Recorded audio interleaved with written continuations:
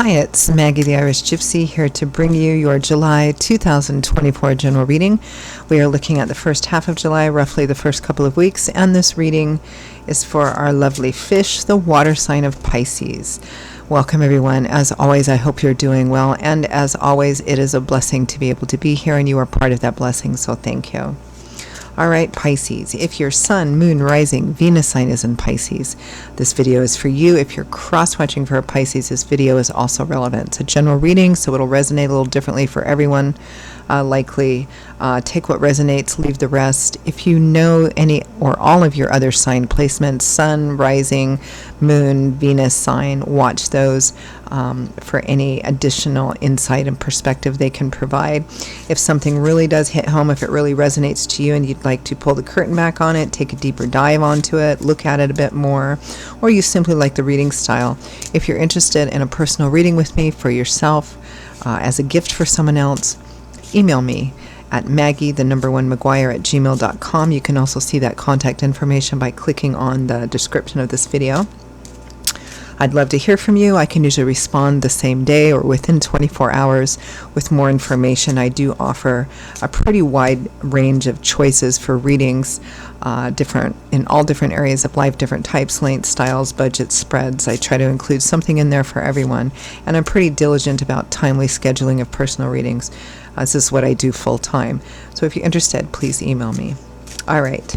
Pisces, let's take a look at the first half of July 2024 for you. I am using the Royal Deluxe Tarot, clarifying with the Bashed Tarot.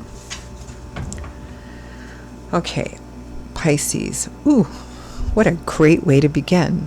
The sun, light, love, warmth, laughter. Any previously heavy or restrictive energies being lifted, being lessened, or even negated. The sun also positively affects and influences other cards in the tarot, just like the regular sun does when it comes out. Shines over everything and illuminates and it clarifies. Everyone feels better when the sun comes out. With the Three of Wands, you've planted the seeds, doing the homework, starting to see your efforts paying off, waiting for that ship to come in, and feeling pretty hopeful, positive, and optimistic about it as well.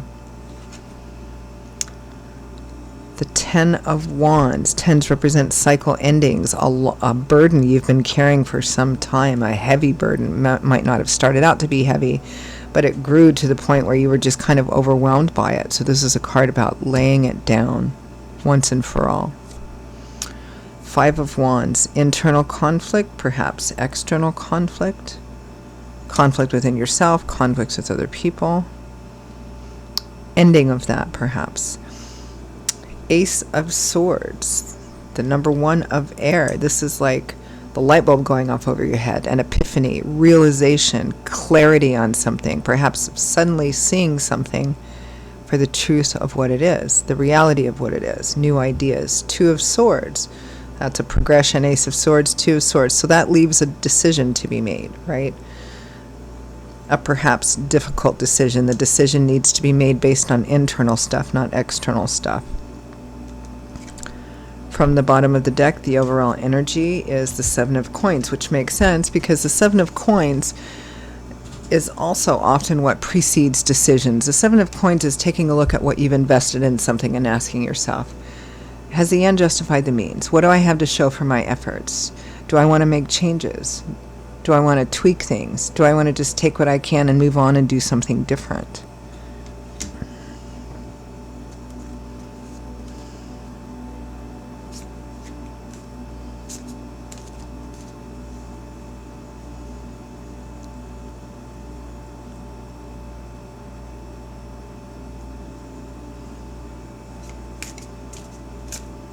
Tell me about that overall energy of the Seven of Coins. I have this feeling there's an opportunity in front of you.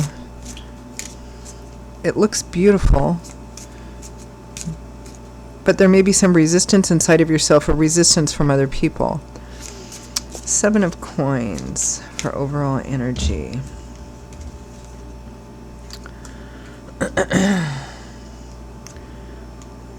The Tower. Boy, this is shaping up to be like Scorpios. It was kind of very similar to also the Tower. The Tower, sudden, unexpected events coming in, potentially changing your life path, depending on what choices and decisions you make, because we have Judgment here. So divine timing and orchestration is at play here. You've got the Tower, you've got the Sun, you've got Judgment, you've got Strength here. So Spirit is bringing change. Decisions are coming with that change, potentially life-altering decisions that you can make. You're answerable for the choices you make or the choices you don't make. That's a choice too, right? There's challenges in it, facing fears, doubts, insecurities.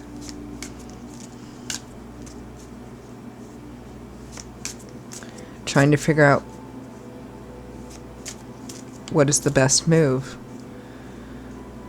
I think if you chose to move forward with whatever change that Spirit, if you decide to embrace it, whatever this change is that Spirit's brought in, I think that you would have to leave some things, a situation, or even a lifestyle, or could be moving or relocating, leave it behind completely. But there's also burdens that you've been carrying that you would also be leaving behind completely as well. I mean, everything comes with advantages and disadvantages, assets and detractions, right? You have to decide which weighs more for you. Let's take a look at the Sun and the Three of Wands. The Ace of Swords again. The Ace of Wands. My goodness. The Eight of Wands. Boy, that's really moving forward in a very fast, determined, I know exactly what I want kind of way. And picking up travel, relocation here for some of you as well. The Star, renewed, restored hope, faith, and optimism. The Moon, okay. You've got the Tower, judgment, strength, the Moon, the Sun, the Star. I mean, it's pretty clear that Spirit is bringing change. What you do about that change is up to you, and the consequences of it are on you as well. It feels like this is something you have been longing for, but perhaps secretly. Ten of Wands, Five of Wands. The ending of burden and conflict as well. Death, endings, and transformations. This is very much like Scorpios, your sister sign Scorpios reading. Three of Cups in reverse, but not everybody's going to agree with this. Some people are going to think you're crazy. Your friends, your community, you know, you're doing what? You know, there might even be a part of you that thinks you're crazy too.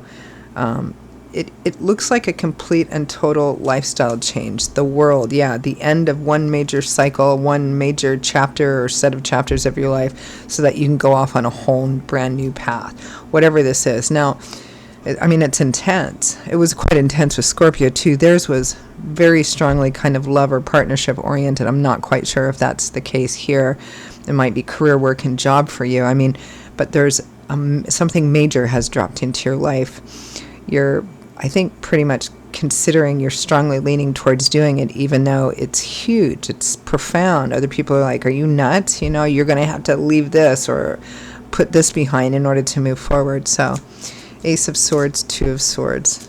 But it feels like, I mean, we have the Ace of Swords twice. It feels like you know, even though the choices around it are kind of challenging.